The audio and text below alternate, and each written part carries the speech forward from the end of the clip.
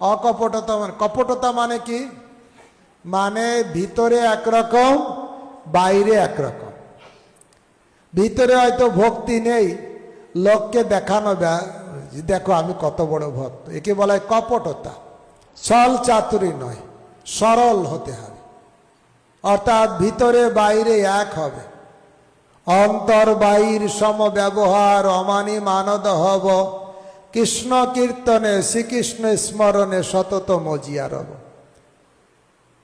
কপটতা হইলে দূর প্রবেশে প্রেমের পুর। কপটতা দূর হলেই কৃষ্ণ ভক্তির জগতে এসে প্রবেশ করতে পারে ভক্তগণ।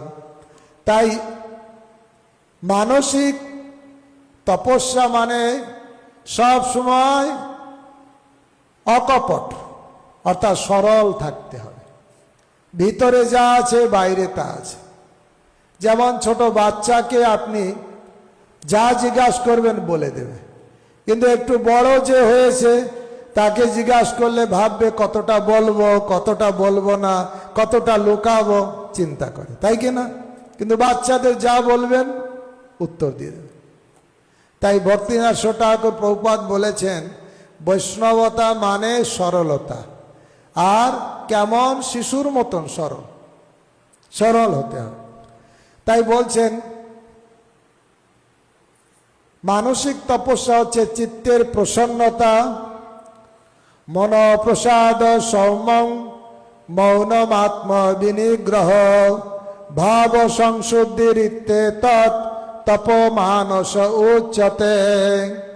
ওইটা হচ্ছে মানসিক তপস্যা, চিত্তের প্রসন্নতা, অকপট আর মৌনতা। মৌনতা মানে কি? কথা বলবে না, মানে বাজে কথা বলবে না, সব সময় বলবে কৃষ্ণ কথা।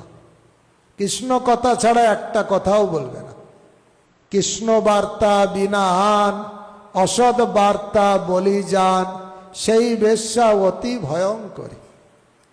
কৃষ্ণ কথা ছাড়া আর যে কথা সেটা হচ্ছে অসৎ কথা, আর তাকে বেশ্যার সঙ্গে তুলনা করা হয়েছে, খারাপ মহিলার সঙ্গে, প্রস্টিটিউট নাকি বলে। এবং তার কাজ হচ্ছে ভালো মানসিকতার পুরুষকে খারাপ পথে নিয়ে যাওয়া।